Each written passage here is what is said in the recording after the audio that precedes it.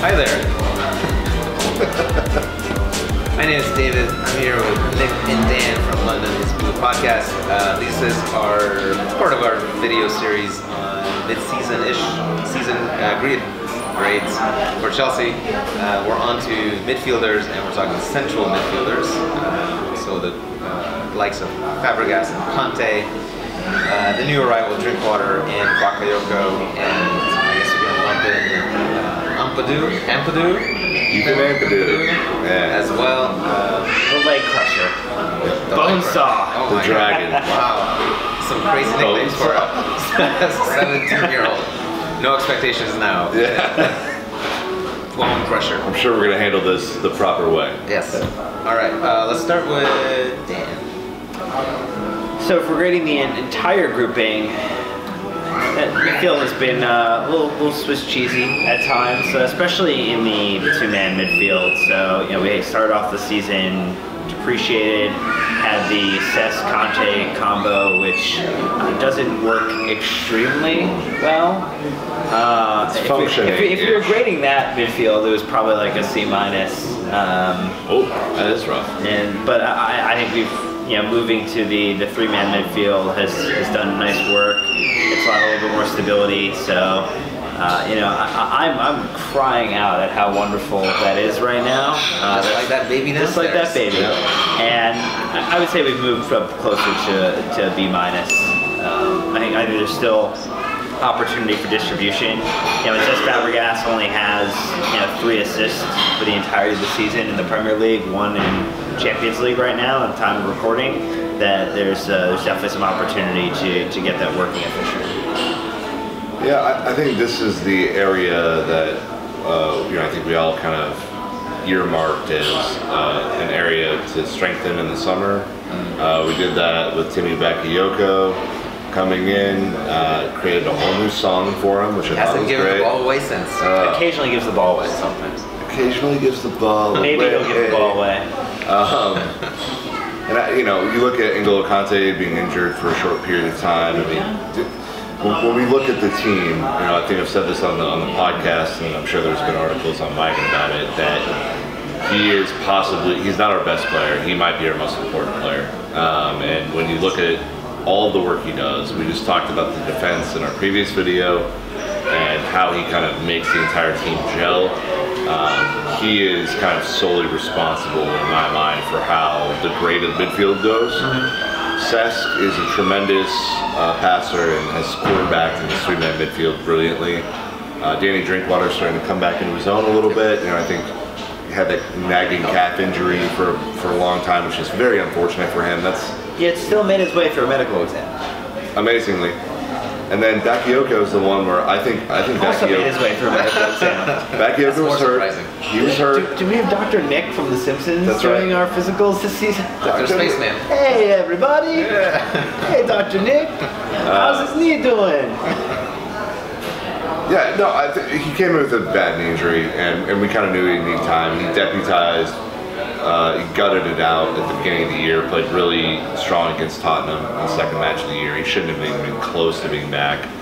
And then I think since then has had an up and down stretch. And I think to the point now where he really does need some time on the bench to kind of see the game a little bit. He has the most area for improvement. His ceiling's probably the highest right now.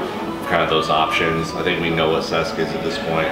We know what N'Golo Kanté is, who's a workhorse. And Drinkwater, has some crazy potential.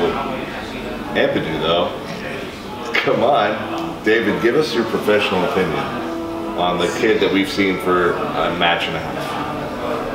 I'm surprised how much everybody rates suddenly this guy out of nowhere from Exeter or wherever he came from. Yep. He's like 17, capped by Wales. Like Conte's talking about him all the time. Maybe he's fine, but I don't know. It seems like we're placing him under undue pressure, as you always tend to do with prospects. When he goes out on loan next year, everybody's gonna cry foul, so to speak, as to what we're doing, and we're never gonna give him a chance. If he goes out on loan. When he goes out on loan next season. There's no way to develop a player by giving him 100 minutes for half a season or however many minutes he has right now.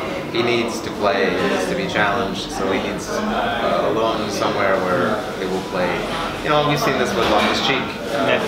We all know he's talented, but you know, playing him once a month is not going to let him show off develop that talent. Now that he's at Palace and everybody's suddenly, this guy's really good. There you go. Maybe next season he'll come in for whoever. Ampadu probably. As far as the current midfielders, I'm not sure if we got a letter grade from you. B- is my letter grade. We're on 2 B-. I'm going to go slightly negative and I say C. Whoa. Wild card. It's been it's accounting for injuries even. I mean, other than Fabregas, almost everybody's been injured at some point. We knew about Drinkwater's injury. We kind of knew about Bakayoko's injury. Kanté getting hurt was a bit of a almost like a wake-up call. Like, wow, he can get hurt. It's like, what's happening here? He was a machine. He's more machine than man. He is human. Like, so all of that plays into it. But I'd say most games are won and lost in midfield, and some of the games that we have lost, we've lost complete control of the midfield. And I realize that some of that is injuries, you know, playing, as Dan was saying, Cesc and Kanté together, not necessarily the greatest, giving your team the greatest chance of winning against most of the opposition, who will also look to dominate the midfield. But all of that kind of, let's say there's plenty of room for improvement. It's been average, and average is a C for me. We've seen a couple of matches though that the midfield's been brilliant, right? And I think you see the potential to improve. And I definitely like the 3-5-2 with 3-man. You know, Kanté playing his role, Cesc playing his role, and then either Drinkwater or Bakayoko, whoever is in better form at the moment. And Kanté working on his passing in the offseason.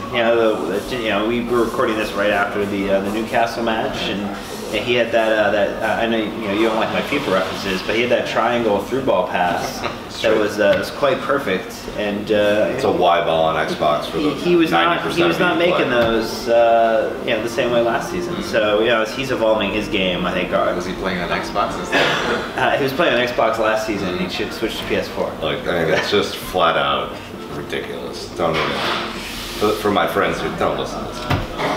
Everybody plays Nintendo Switch anyway. All right. So those are our midfield grades: B-, B-, and C.